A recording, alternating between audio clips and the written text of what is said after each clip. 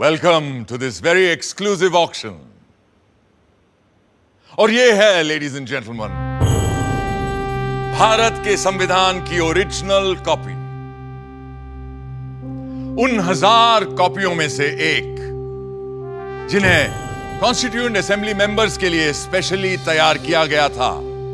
A very rare and truly a collector's item, which was meant for those जिन्होंने 3 साल रात दिन एक करके इस किताब को मुकम्मल किया था। पेश करते हैं ladies and gentleman, the constitution of India, Bharat का संविधान।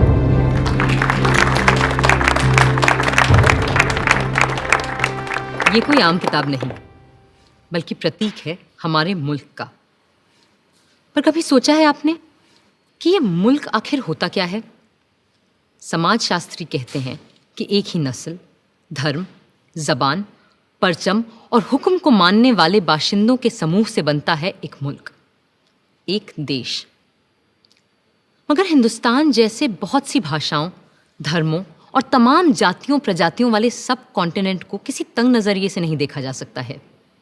और ऐसे मुल्क, ऐसे समाज में पुरानी रीतियों को तोड़कर सबको साथ लेकर आगे चलने के लिए किसी पुराने कानून से भी काम नहीं चल सकता है।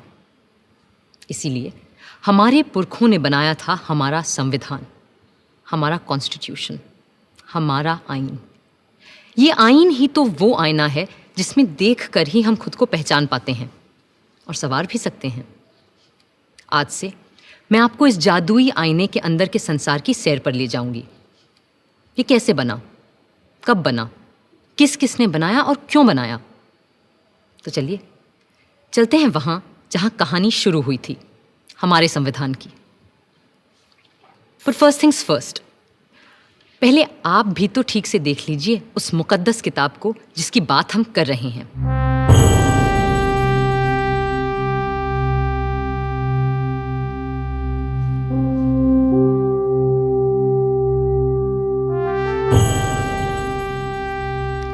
शांति निकेतन के प्रसिद्ध चित्रकार श्री नंदलाल बोस की रहनुमाई में कई कलाकारों ने भारत के इतिहास, पुराण और लोक कथाओं की छवियों से इस ग्रंथ को सजाया था। और प्रेम बिहारी नारायण रायजादा जैसे खुशखत कातिबों ने इसे अपने कलम से निखारा था।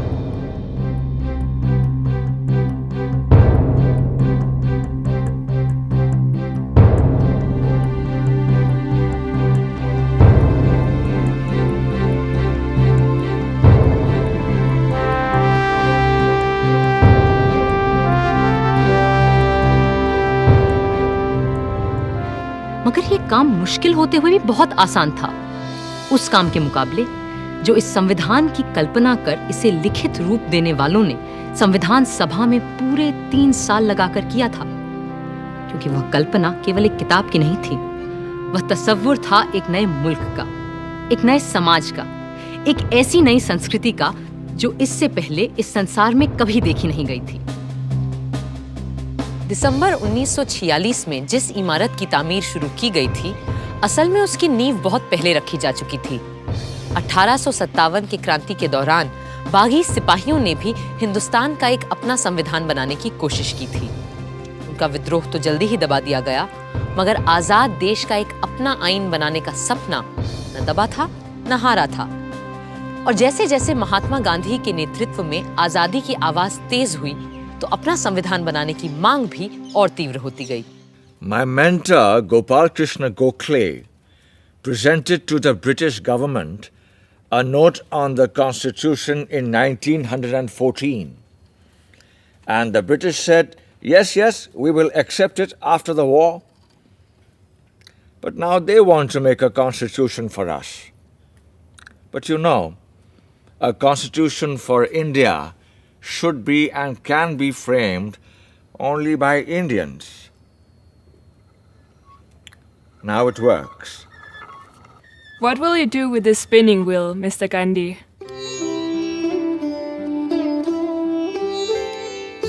This is my secret weapon to drive the English rulers away so that we will have the power to make our own constitution. अब गांधी जी की सरपरस्ती में इतिहास ने दोबारा हमें एक नए भारत को गढ़ने का मौका दिया था। कांग्रेस नेता और आला वकील पंडित मोतीलाल नेहरू ने 1928 में एक रिपोर्ट तैयार की जिसे नेहरू रिपोर्ट या स्वराज संविधान के नाम से भी जाना गया। और उनके बाद जब उनका बेटा जवाहर कांग्रेस का सदर बना तो उस युवा नेता ने हिंदुस्तान के अपने संविधान के सपने को और शदीद तरह से सबके सामने रखा। आजादी दी नहीं जाती, स्वतंत्रता किसी कानून के नुक्ते को बदलकर नहीं मिला करती। इस तरह तो नए निजाम के नाम पर अंग्रेजों की पुरानी गुलामी को और मजबूत किया जाएगा। सच्ची आजादी तब मिलेगी जब हम अपनी चुनी हुई संविधान सभा के जरिए खुद अपने देश का संविधान सोचेंगे, अपना आईन तय करेंगे, अपना कॉन्स्टिट्यूशन बनाएंगे। भारत माता की जय! भारत माता की! जवाब में अंग्रेजों ने सन 1935 में एक गवर्नमेंट ऑफ इंडिया एक्ट बनाया। ये एक्ट भारतीयों की उम्मीदों से न सिर्फ बहुत कम और अलग था, बल्कि इसकी वजह से कांग्रेस और मुस्लिम लीग के दरमियान दूरियां और बढ़ने लगीं। इस बीच दूसरे विश्व युद्ध के दौरान सन 1945 में डॉक्टर तेज बहादुर सप्रू ने सभी पार्टियों से मशवरा करके एक सांझे संविधान का खाका बनाने की कोशिश की। उधर वर्ल्ड वॉर II की मार और इधर आज़ाद हिंद फौज और भारत छोड़ो आंदोलन के चलते अंग्रेजों का भारत पर अनंत काल तक राज करने का इरादा नेस्तो नाबूद हो चुका था। विंस्टन चर्चिल युद्ध तो जीते, मगर बेचारे चुनाव हार गए और बर्तानिया के नए प्रधानमंत्री क्लेमेंट एटली ने कहा कि भारत के लिए नया संविधान बनाने और मुसलमानों को अलग अधिकार देने की मुस्लिम लीग की मांग पर काम फौरन शुरू किया जाएगा। इसी के मद्देनजर पहली बार हिज मैजेस्टी की सरकार के 3 कैबिनेट मंत्री एक साथ भारत भेजे गए और ये कहलाया cabinet mission. Believe me, India will be a much better place after you have left us to ourselves. That's precisely what we ought to do, Mr. Gandhi. Our only fear is whether it's possible to minimize the violence and the bloodshed which is predicted in this subcontinent when it breaks into Hindustan, Pakistan, and Princeton. Then don't break India. But what about Mr. Jinnah's Pakistan? Why will you listen to my brother Jinnah if you are not ready to listen to others? And why do you presume that Jinnah will not see sense when you meet him in Shimla? I do wish your hopes come true when we meet in Simla, but it is important that you're also present there. What will I do there? I'm neither a member of the Congress nor of the Muslim League or of the other outfits that you have invited there. But still, we will need your wise counsel in Simla when discussions are held about an interim government and a new constitution for India. लाट साहब यानी vice Roy की शिमला कोठी में बैठक लग रही थी और वहां भारत भर की अहम सियासी हस्तियां जमा हो रही थीं। कांग्रेस की तरफ से आए थे उनके अध्यक्ष मौलाना आज़ाद, साथ में थे पंडित जवाहरलाल नेहरू, सरदार वल्लभ भाई पटेल और खान अब्दुल गफार खान। मुस्लिम लीग की तरफ से थे मिस्टर जिन्ना, जिनके साथ थे लियाकत अली खान, सरदार निश्तर और नवाब इस्माइल खान। फिर सिख, पारसी, ईसाइयों और दलितों के नुमाइंदे भी थे। उधर पूरे मुल्क में फैले सैकड़ों रजवाड़ों की तरफ से वहां मौजूद थे भोपाल के नवाब मोहम्मद हमीदुल्ला, जो उन दिनों चेंबर ऑफ प्रिंसेस के चांसलर थे। Friends, the winds of change have swept the old order all over the world, ever since this bloody war has started. And our new Labour government of Britain is of the opinion that the time has come for Indians to decide how they are going to govern themselves. And the purpose of this meeting is to have discussions with all of you. The representatives of British India and the Indian states is to secure a way of framing the constitution of a free India.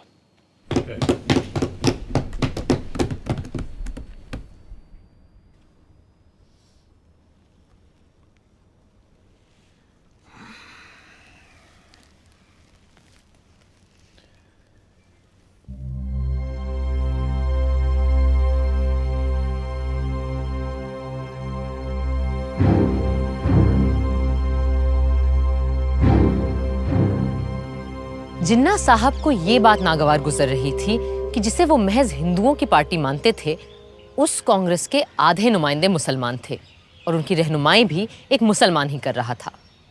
Shimla की ठंडी आबो हवा का ऐसे माहौल में गर्म हो जाना लाजमी था। मैं और मेरे साथी इस वक्त यहाँ पूरे हिंदुस्तान की आज़ादी की पेशकश लिए मौजूद हैं। बाकी मसाइल दोयम हैं जो हम बाद में भी तय कर सकते हैं। अपनी कॉन्स्टिट्यूएंट असेंबली में जो जमा होगी एक आज़ाद हिंदुस्तान के ख्वाब की ताबीर करने के लिए।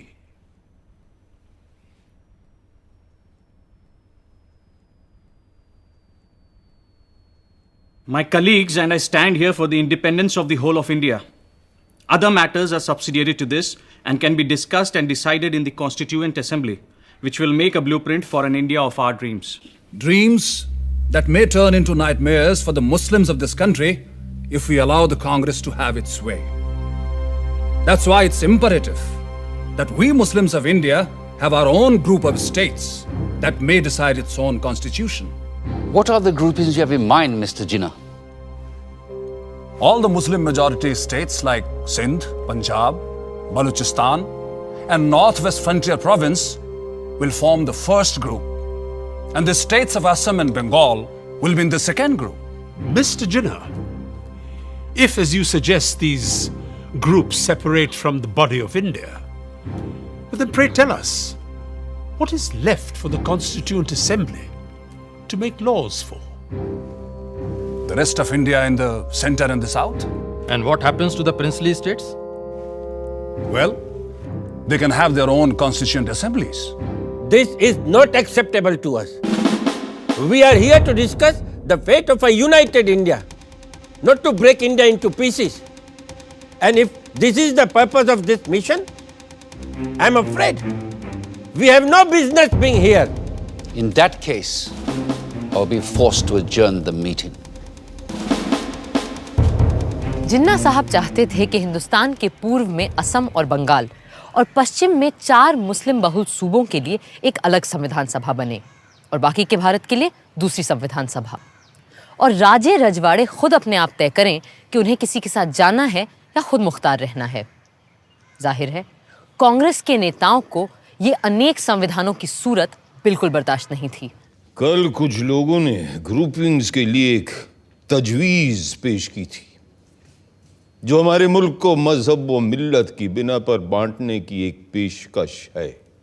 हम ऐसी किसी भी तरह की पेशकश के सख्त खिलाफ हैं। हिंदुस्तान एक मुल्क है, आप सुन रहे हैं लियाकत अली खान साहब, हिंदुस्तान एक मुल्क है और एक ही असेंबली इसका आइन बना सकती है जिसमें तमाम सूबों, इलाकों, मजहबों और फिरकों के चुने हुए मेंबरान और राजे रजवाड़ों के भेजे हुए नुमाइंदे भी शामिल होंगे।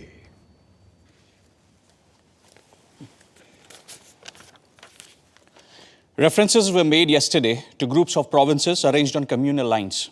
We are totally against any machinery to run any such groupings. India is one nation and it needs its constitution to be made by one assembly, which has elected representatives of the states, region, religion, and the nominated representatives of all the princely states as well. This is what I call the tyranny of numbers. Everyone knows here that such an assembly will have a brute majority of caste Hindus and their party, the Congress. And in the game of numbers, minority Muslims will have no say left. That's why we need 2 assemblies, so that Muslims can frame their own laws. मगर मेरे भाई जिन्ना, क्या आज तक हमारे पास हिंदुओं के लिए अलग और मुसलमानों के लिए अलग आइन थे? नहीं थे ना? तो फिर यक आज इन 2 कानूनों की जरूरत क्यों आन पड़ी? क्यों? I trust the British sense of fair play. But with the Hindus ruling India through their Congress, Muslims need a special constitutional protection. I have gone through the length and breadth of India And I know how vulnerable Muslims are feeling today. And as their sole representative here, it is my duty to... ये आपसे किसने कह दिया कि मुसलमानों के अकेले नुमाइंदे आप ही हैं? अरे भाई, मुसलमान तो हम भी हैं, क्यों मौलाना? Well, I do not need to establish my credentials here. Because the Muslims of this country know who stands here for their rights and who here is a paid quisling Muslim masquerading as their representative. I take strong objection to such a remark being made about my esteemed colleague. Mr. Jinnah, if I've got you right, you need these groupings because of the communal mistrust that exists in this country. That's perfectly right, Sir Stafford. Muslims cannot be a part of a constituent assembly which will be dominated by caste Hindus. May we deal with first things first, please, which is to dispose of the problem of the Indo-British relationship. For that, we need to make our own constitution for a free India. The communal problem can be dealt with later. Later? Later, there'll be no Muslims left alive in India if Congress is given its way. And that is unacceptable to me. If Mr. Nehru doesn't like the idea of groupings of states within the same India, then it will be better to have two Indias. One for Hindus and another for Muslims. Hindustan and Pakistan. And a Princestan, the federation of the princely states. This is ridiculous. It clearly indicates the reality behind the groupings proposal Mr. Jinnah is making. I will not be a party to this balkanization of India. No! India is one and will remain one country. कड़वा सच ये था कि अंग्रेज हिंदुस्तान में अपनी घटती हुई फौजी ताकत से अच्छी तरह वाकिफ थे और वो चाहते ही नहीं थे कि सांप्रदायिक आग को फैलने से रोका जाए। पर हाँ, जाने से पहले सत्ता वो सौंपना चाहते थे एक ढीले से राष्ट्रसंघ के हाथ, जिसकी लगाम हो सके तो उनके ही हाथों में रहे। इन्हीं सब बातों को लेकर 16 मई 1946 को एक समझौते का मसौदा बनाया गया। United Dominion of India will be given independence as and when the appropriate time comes. In the meanwhile, two constituent assemblies will frame the constitution. One for the Muslim majority provinces, which will be grouped Balochistan, Sindh, Punjab, and Northwest Frontier Province as the first, and Bengal and Assam as the second group. The Hindu majority provinces in the central and southern India will form another group and make their own constitution. But the central government will be empowered to run foreign affairs, defense, and communications, while the residual powers and the responsibility will belong to the provinces coordinated by their group. How can you have two assemblies for one nation? Are you suggesting that there will be Hindu constitution and Muslim constitution? And which constitution will be applicable to the central government? But sir, Assam is not a Muslim majority province. Then why? Gentlemen, please, these are only recommendations which have yet to be accepted by the two main parties, that is the Indian National Congress and the Muslim League, whose working committees are going into details of this plan, and there is no need for us to add anything more at this moment. Thank you. But Nehru is adamant he won't agree to such a proposal. I'm ready to sit together with Jawaharlal, for whom I have great regard, to convince him of the value of these groupings, since he has no desire that the British stay back in India any longer. And if I'm right, then even British do not desire to stay back here any longer. Not just Nehru. The entire Congress Working Committee is dead against the concept of two constituent assemblies and two separate constitutions. In that case, they must agree to partition and for the creation of two nations. Because the only way I can agree to one union of India is if Congress agrees to two groups, as proposed by me.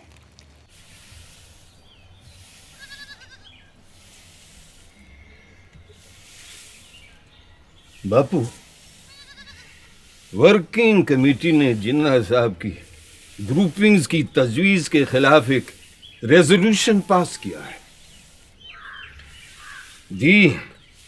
Congress Working Committee agree that the groupings will hinder the concept of a united India and rejects any such demands put by external pressures which will hinder the working of any body constituted to decide the future of an independent country. There should be a sovereign body for the purpose of drafting the Constitution, and it must be unhindered by any external authority. ये है हमारा दस्तावेज बाबू। हम अपने देश का बंटवारा कभी कबूल नहीं कर सकते। अंग्रेजों ने हमारे साथ चाहे कुछ भी किया हो, उनके कैबिनेट मिशन ने अपना काम पूरा कर लिया है और अब उन्हें जल्दी है कि वो हमारी छाती से उतरे और जाएं। अब ये हम पर है कि हम कैसे अपनी इस दुखी अभागी धरती को सुखी और भाग्यशील बनाएं। कुल मिलाकर कैबिनेट मिशन असफल हो चुका था, मगर वो खाली हाथ वापस भी नहीं जाना चाहते थे। सो दोबारा एक बार मिलने और बातचीत का सिलसिला शुरू हुआ और 1 महीने की मशक्कत के बाद 16 जून को एक और प्रस्ताव सामने आया। Partition? The Congress will never agree to partition. Why would they agree to parity between themselves and the Muslim League in the interim government? And why will they not agree to have any Muslim members on behalf of Congress? How can 1/4 of the population be given half the population's seats in the cabinet? अगर हमने cabinet mission की सरकार में शामिल होने की तजवीज़ नहीं मानी तो न सिर्फ हमें सरकार से बाहर बैठना पड़ेगा, बल्कि ये मुमकिन है कि अंग्रेज हमें दोबारा जेल में डाल दें। अब इससे बेहतर यह है कि हम उनकी इतनी सी बात मान लें कि हमारी भेजी काबीना की फहरिस्त में किसी मुसलमान का नाम ना हो। खुद अपना नाम कटवाने की तरकीब बता रहे हैं आप तो मौलाना। सरदार, मुल्क किसी भी शख्स से बहुत बड़ा होता है और किसी भी मिल्लत से भी। मैं मौलाना की बात समझ सकता हूं। अगर हमने सरकार में आने का ये मौका हाथ से जाने दिया तो यकीनन मुस्लिम लीग और खास तौर से जिन्ना साहब इस बात का नाजायज फायदा उठाएंगे। बापू, आपका क्या कहना है?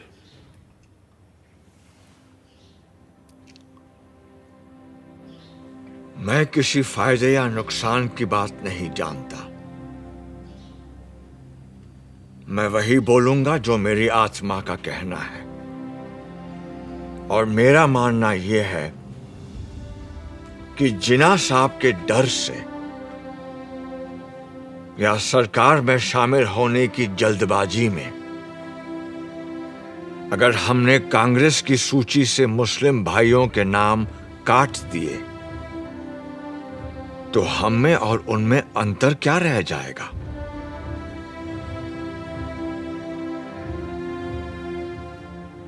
जिन्ना साहब सिर्फ मुसलमानों के नेता हो सकते हैं, पर आप लोग तो सिर्फ हिंदुओं के रहनुमा नहीं है ना।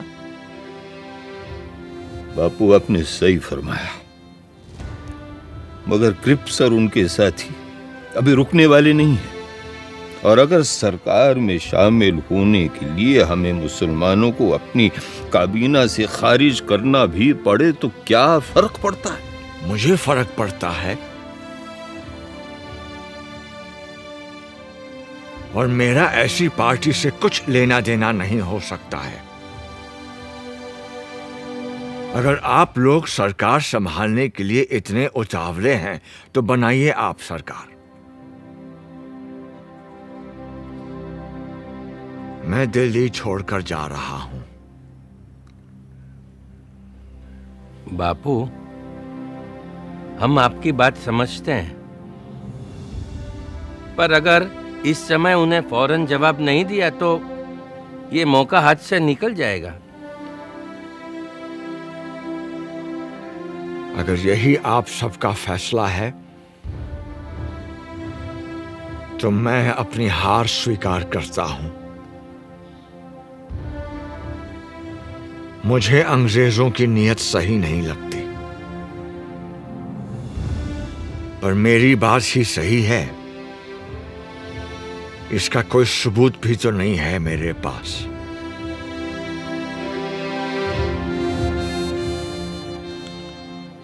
अगर आप सबकी आज्ञा हो तो मैं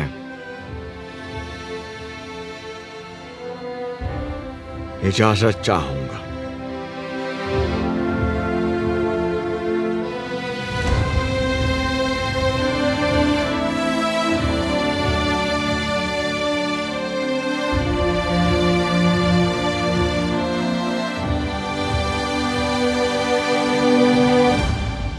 तो अब हम बापू को जाने दें।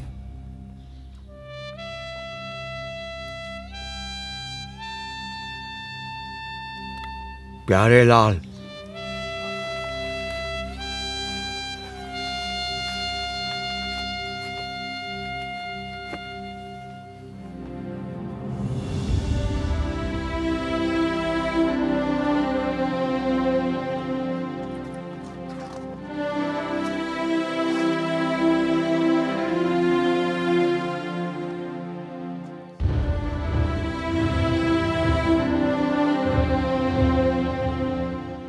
यूं नया संविधान बनाना तय हो गया, और ये भी कि जिन्ना साहब की तजवीज़ के खिलाफ सिर्फ एक संविधान सभा मुल्क का रूप स्वरूप तय करेगी।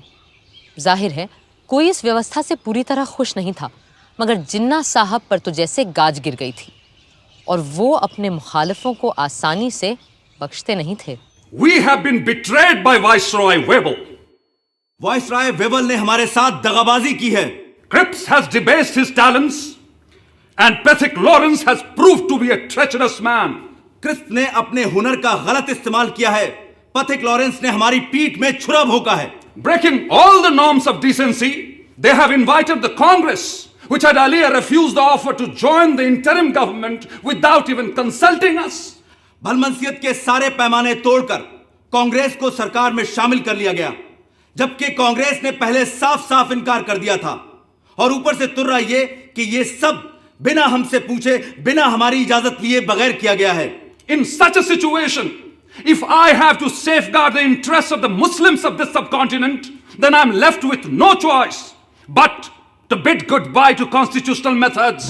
इस सूरत में अगर मुझे मुसलमानों की इज्जत, गैरत और हुकूक को बचाना है, तो मेरे पास कोई और सूरत ही नहीं रहती सिवाय इसके कि हम कॉन्स्टिट्यूशनल यानी आईनी तरीकों को ताक पे रख दें। The Hindu Congress has time and again employed the weapon of mass struggle to intimidate us, and the British have held their arms and authority to crush us.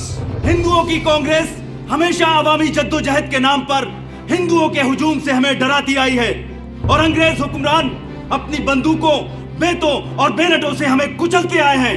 Today, we too have forged a weapon and are in a position to use it. अब हमने भी अपना हथियार तैयार कर लिया है और हम इसका इस्तेमाल भी जानते हैं। I call upon all the Muslims of this country to take to direct action. आज मैं हिंदुस्तान के सारे मुसलमानों से डायरेक्ट एक्शन की अपील करता हूँ। From Friday the 16th of August, we will resort to direct action till we have achieved our cherished goal, our Pakistan. ऐ अल्लाह के नेक बंदो, आने वाले जुमे 16 अगस्त से हम सीधी आर पार की लड़ाई लड़ेंगे। डायरेक्ट एक्शन और हथियार तभी रखेंगे जब मंजिल मखसूस सामने दिखाई देगी, यानी हमारा प्यारा पाकिस्तान। पाकिस्तान पाकिस्तान पाकिस्तान। मगर कायदे आजम, क्या हमारा डायरेक्ट एक्शन नॉन वायलेंट होगा? I am not going to discuss ethics here. और आप सभी लोग जानते हैं कि मुझे गांधी की अहिंसा वहिंसा में कोई यकीन नहीं है। कायदे आजम मोहम्मद अली जिन्ना। बातचीत, सुलह सफाई, रूठने समझाने मनाने के 2 महीने यकबयक खत्म हो गए। कैबिनेट मिशन वापस लौट गया और हिंसा के बादल चारों तरफ मंडराने लगे। वाइसरॉय वेबल ने सारे गवर्नरों को बुलाकर पुलिस व्यवस्था को चाक चौबंद करने को कहा। पर बंगाल के गवर्नर सर फ्रेडरिक बरोज ने वेवल को खबर दी कि बंगाल के मुस्लिम लीगी प्रधानमंत्री एच.एस. सोहरावर्दी के कहने पर उन्होंने 16 अगस्त को सारे पुलिस महकमे को छुट्टी पे भेज दिया है। 16 अगस्त 1946 भारत के इतिहास के काले दिनों में शामिल होने जा रहा था। जिन्ना साहब की पुकार पर 16 अगस्त की सुबह से ही हथियारबंद लोग कलकत्ता की सड़कों पर उतर आए और हत्याओं का सिलसिला शुरू हो गया। बदले में दूसरे संप्रदायों के लोग भी निकल आए और सड़कों पर 3 दिन तक सिर्फ हत्यारों का राज था। पुलिस छुट्टी मनाती रही, फौज अपने ड्रैगन टैंक लिए बैरकों में बैठी रही और सड़कों पर कत्लोगारत, खुरेजी और आगजनी होती रही। 3 दिन में 4000 से ज्यादा लोग मारे जा चुके थे। बंगाल में जो हुआ उसके बदले में पहले बिहार और फिर बाकी भारत में भी हिंसा का तांडव मचने लगा। बंबई शहर तक दंगों की चपेट में आ चुका था। पर पूर्वी बंगाल के नोआखली में जिस तरह हिंसा का चक्र शुरू हुआ उसने सबको दंग कर दिया। सब छोड़ छाड़ कर गांधी जी चल पड़े नोआखली।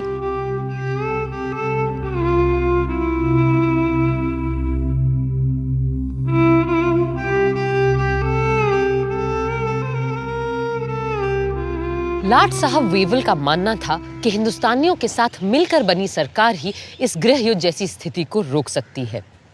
सो पंडित नेहरू ने अंतरिम सरकार में वाइस प्रेसिडेंट और सरदार पटेल ने गृह मंत्री का पद स्वीकार कर लिया। जिन्ना साहब ने तो पहले इस सब का मजाक उड़ाया, फिर 15 अक्टूबर तक उनकी तरफ से भी लियाकत अली खान ने वित्त मंत्री का पद संभाल लिया। जिन्ना साहब खुद सरकार में शामिल नहीं हुए क्योंकि उन्हें नेहरू से छोटा या बराबरी का ओहदा मंजूर नहीं था। यूं आर्जी सरकार तो बन गई, पर उसका चलना कदम कदम पर दुश्वार हो रहा था। गांधी जी ने तो बहुत पहले ही लाट साहब वेवल को इस खतरे से आगाह किया था। You must make your choice of one horse or the other. You will never succeed in riding 2 at a time. Choose the names for the interim government from names submitted by the Congress or the League. For God's sake, do not make an incompatible mixture, and in trying to do so, produce a fearful explosion.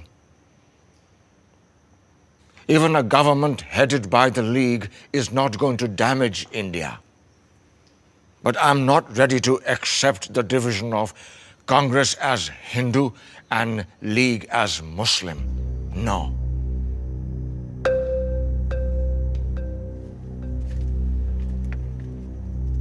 Wavell इतने हताश हो चुके थे कि उन्होंने अपने एक खत में सम्राट किंग जॉर्ज को लिखा, The situation reminds me of a childhood puzzle in which I had to manipulate marbles into their pens. Just as the last one seemed to get into place, the others invariably ran out. I am trying to postpone convening the Constituent Assembly as much as possible, and maybe have one more round of talks with Mr. Jinnah and Nehru. Perhaps in London, a city both of them have lived in and love. दिसंबर 1946 के London के बर्फीले माहौल से ज्यादा सर्द अगर कोई चीज थी तो वो था मिस्टर जिन्ना और पंडित नेहरू के बीच का रिश्ता। कई मुलाकातों के बाद भी जब कोई बात न बनी तो आखिर नेहरू जी ने अंग्रेजों को उनके घर में घुसकर अंतिम चेतावनी दे डाली। There is a great urge amongst the populace of India for political progress and for making a constitution. Mr. Jinnah's Muslim League is but a fly on the weighing scale compared to the vast force in India. And if the British authorities do not call for the Indian Constituent Assembly immediately, we will have to resort to another mass action against His Majesty's government. Thank you, gentlemen. Mass action के डर से British सम्राट की सरकार तुरंत मान गई और पंडित नेहरू के भारत लौटते ही 3 दिन के अंदर हिंदुस्तान का आईन बनाने के लिए कॉन्स्टिट्यूएंट असेंबली का मिलना तय हो गया। 9 दिसंबर 1946 के ऐतिहासिक दिन इसी इमारत में पहली बार इकट्ठा हुई भारत की संविधान सभा। प्रादेशिक विधानसभाओं से चुने गए नुमाइंदे इस ऐतिहासिक दिन के लिए सज धज कर पधार रहे थे। मुस्लिम लीग ने जैसा कि उम्मीद थी, इसका पूरी तरह से बहिष्कार किया। हिंदुस्तान को एक नया रूप देने के लिए, एक नए संविधान को आकार देने के लिए सारे महत्वपूर्ण लोग कॉन्स्टिट्यूएंट असेंबली में मौजूद थे। बस 2 लोग वहां नहीं थे, और शायद 2 सबसे अहम लोग, कायदे आजम मोहम्मद अली जिन्ना और महात्मा गांधी। संविधान सभा के बहुत से सदस्य गांधी जी से मार्गदर्शन और आशीर्वाद लेने उनके पास पहुंचे।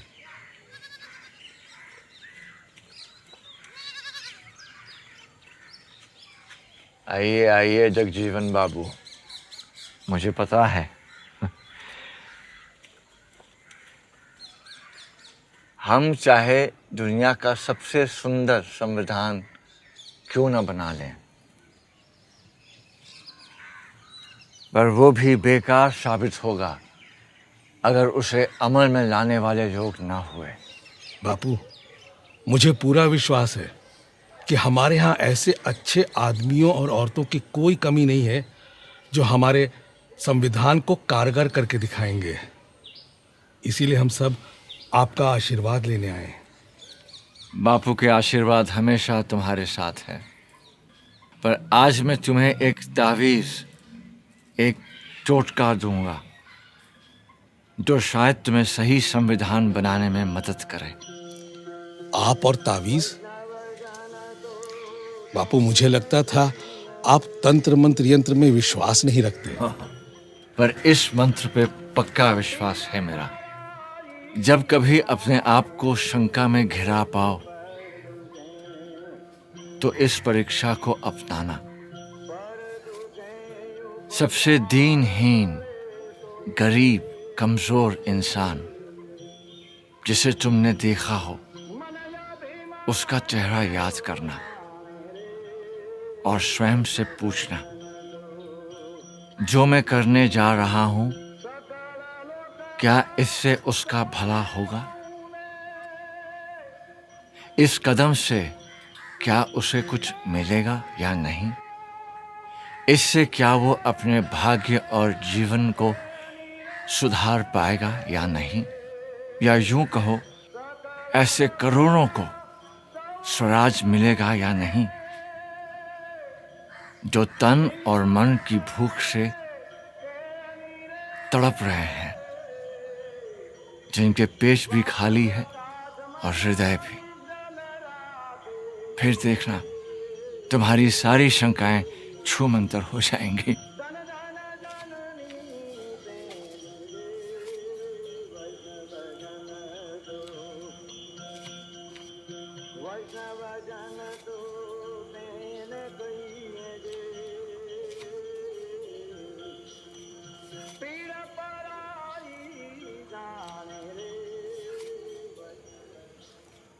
संविधान सभा ने सबसे सीनियर सदस्य डॉक्टर सच्चिदानंद सिन्हा को कार्यकारी अध्यक्ष चुना और उनकी निगरानी में सारे सदस्यों ने शपथ ली। फिर सभा के परमानेंट प्रेसिडेंट के रूप में चुना गया डॉक्टर राजेंद्र प्रसाद को।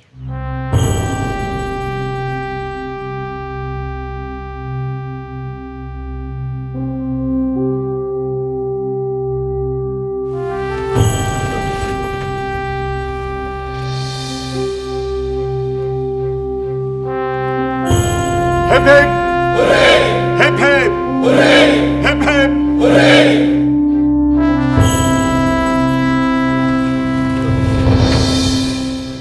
बहनों और भाइयों, अगर आप मुझे माफ करें तो मैं ये कहूंगा कि इस देश में जहां जात पात के इतने झगड़े फैले रहते हैं, आप लोगों ने हमें चुनकर एक तरह से अपनी जाति से बाहर कर दिया है और अपनी जात पात में बैठने से वंचित करके आपने हमें एक अलग, एक दूसरी जगह, एक दूसरे किस्म की कुर्सी पर बैठने के लिए मजबूर कर दिया है।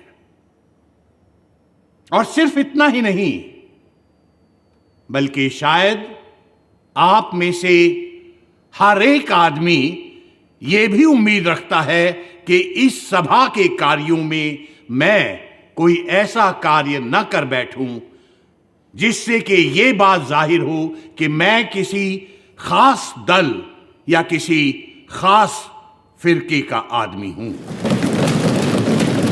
पहले हिंदी और फिर अंग्रेजी में बोलते हुए राजेंद्र बाबू ने सबके दिलों को छू लिया।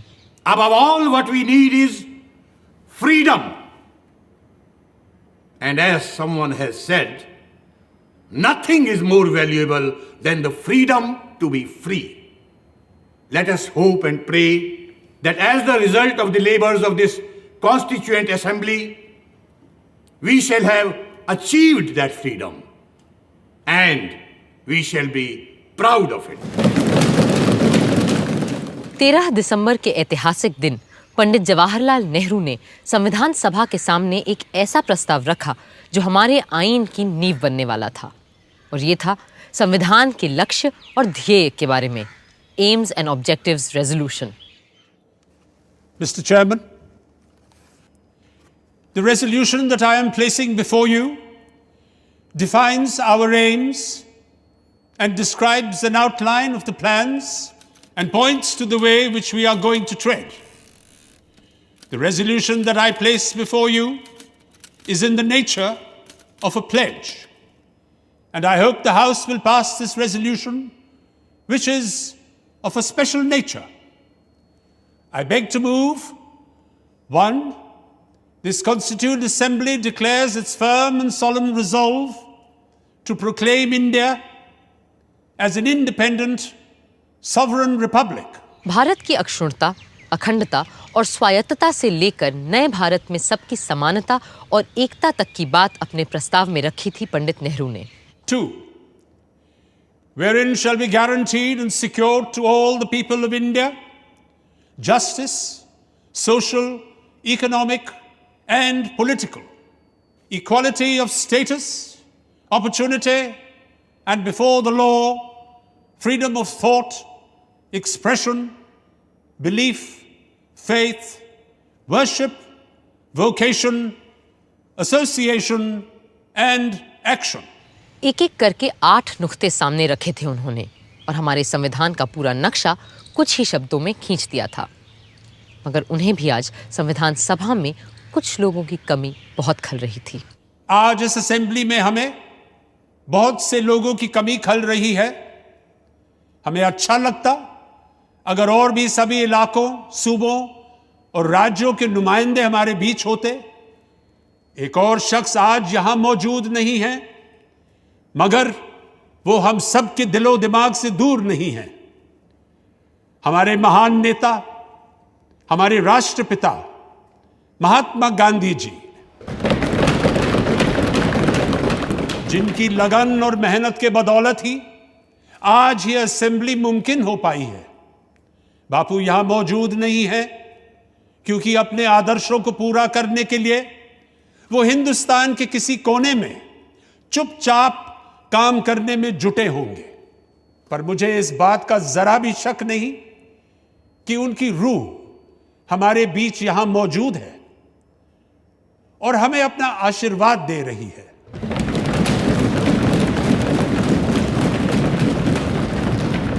I also think of the various constituent assemblies that have gone before us, when the fathers of the great American nation met and fashioned out a constitution that has stood the test of time for more than a century and a half.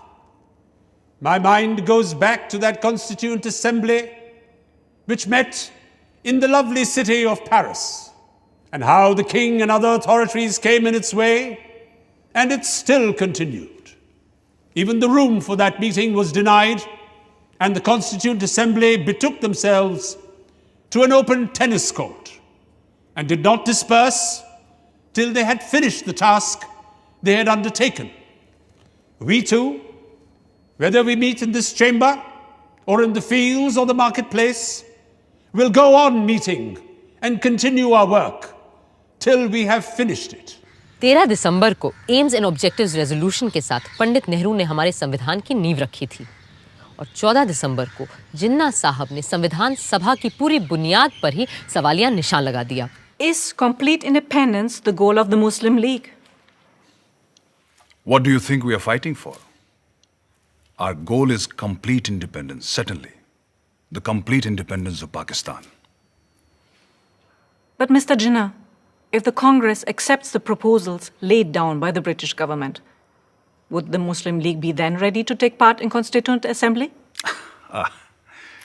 It's all very well to talk in this loose way about Constituent Assembly.